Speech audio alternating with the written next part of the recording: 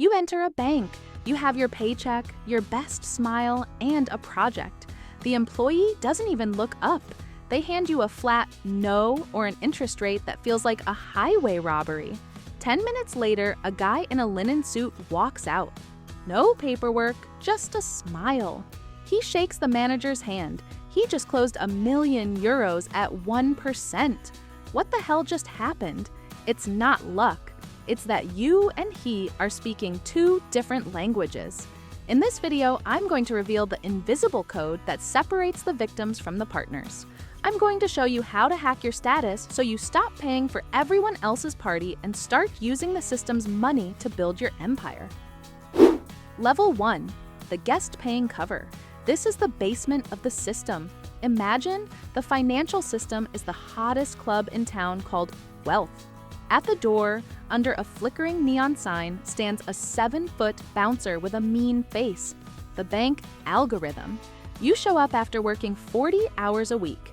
You wait 2 hours in the rain, and when it's finally your turn, the bouncer scans you with a cold stare. He sees your clothes are nice, but his scanner tells him you owe money on them. He sees you want in, but you don't have an invitation. With a deep voice, he delivers the sentence, "You can come in, but cover is $50, drinks are $20, and you stay standing at the bar." You spend half your paycheck just existing inside the club. Then, while you're squeezed in the crowd, you see something that makes your blood boil. A guy in sneakers walks through the back door. The bouncer bows, opens the red velvet rope, and hands him a complimentary bottle of champagne. What does he know that you don't? That in this club, if you pay to get in, you've already lost. Why does the bank charge you just for breathing? Because at this level, you need them, but they don't need you. You are replaceable. Since you have no real savings, your connections in the club, the bank applies the punishment of the invisibles. Maintenance fees, the price for hanging up your coat. They charge you for the privilege of using your money to lend it to others. Mandatory insurance, like a minimum spend you're forced to pay even if you aren't thirsty. Credit card interest, the price of trying to look like you have a VIP table when you only have a beer budget. It's money thrown in the trash to feed the system. How to hack the access. To make the bouncer stop checking your ID with suspicion, you need to change your financial vibe immediately. Stop renting your status. The bouncer smells fear and debt. If your clothes, car, and phone are all on loan, he knows you're a slave to consumption. Clear your small debts. A debt-free client is a client the bank can't control, and strangely, that attracts them. The safety stash. You don't need to be a millionaire tomorrow, but the bouncer needs to see cash in your pocket. When your account maintains a minimum balance that never drops, your emergency fund, the algorithm triggers an alert. Wait, this one isn't living paycheck to paycheck. Maybe we can do business. The direct deposit protocol. Bringing your paycheck to the bank is like greeting the owner every morning. You're telling the system, I am consistent, I am predictable, and I am loyal. The level 1. Mistake. Thinking the club is your home. The club is just a place to make contacts. If you leave your life savings in a level 1 checking account, inflation and fees will eat them alive.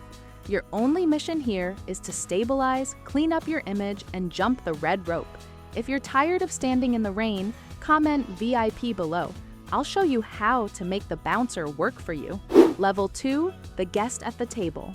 Welcome inside. You've left the rain and the line of the invisibles behind. You've accumulated your first chips, and suddenly the music changes. The bouncer who used to ignore you now winks and pulls back the curtain. The bank just gave you a table in the VIP lounge. You no longer pay cover, and drinks are half price. But don't be fooled. The owner didn't put you there because he likes you. He put you there because your chips make his club look full of important people. They know that if you get bored, you'll take your chips to the club across the street. For the first time, the bank is afraid of losing you.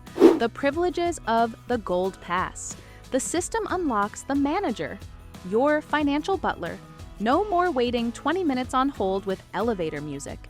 You have a direct number for someone whose job is to ensure you never wait in line. The Level 2 trap, the mirage of wealth. This is where 80% of people stop growing.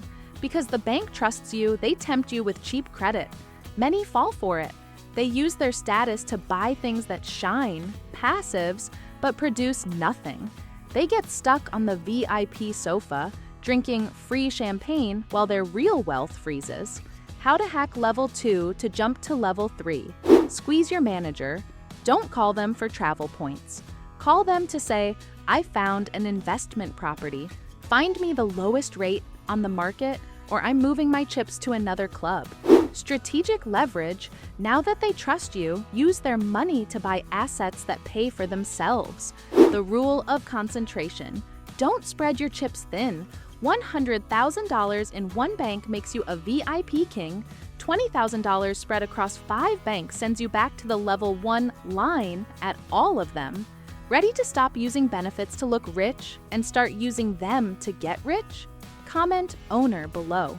Level 3, the property owner. Forget the VIP table. In Level 3, you aren't at the club to watch the party. You decide when the club opens. At this level, the bouncer doesn't ask for ID.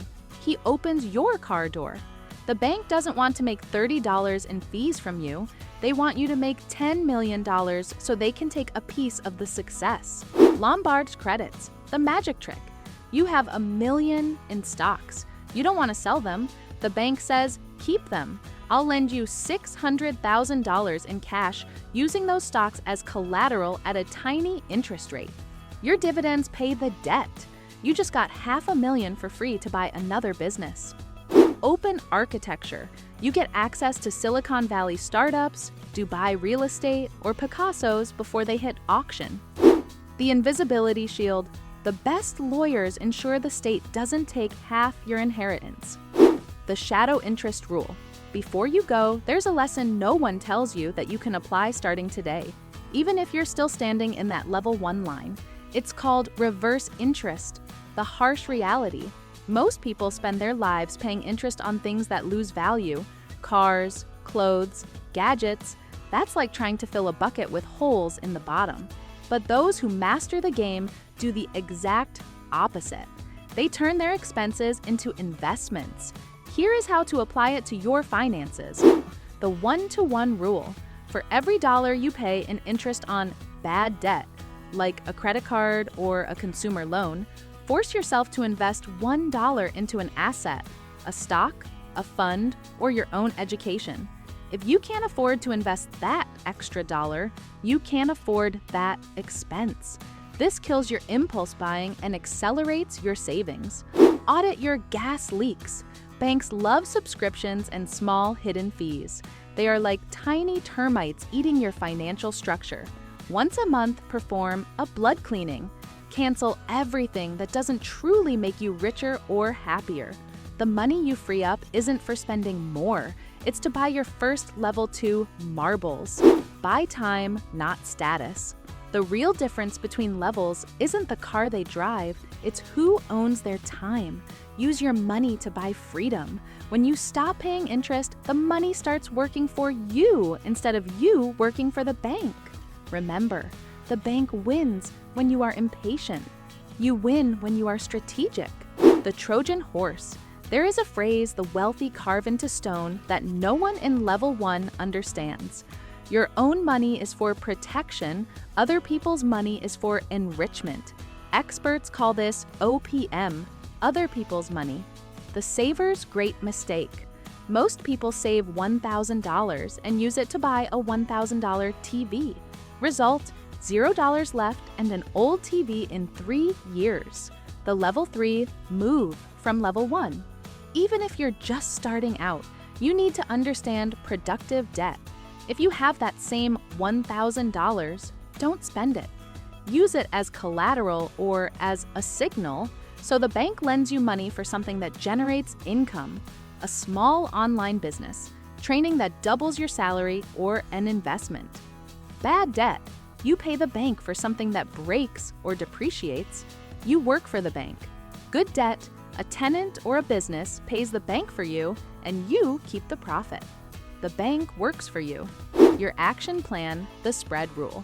Before taking money out of your account for any major expense, ask yourself this: can I make this money earn 7% in an investment and ask the bank to lend it to me at 4%?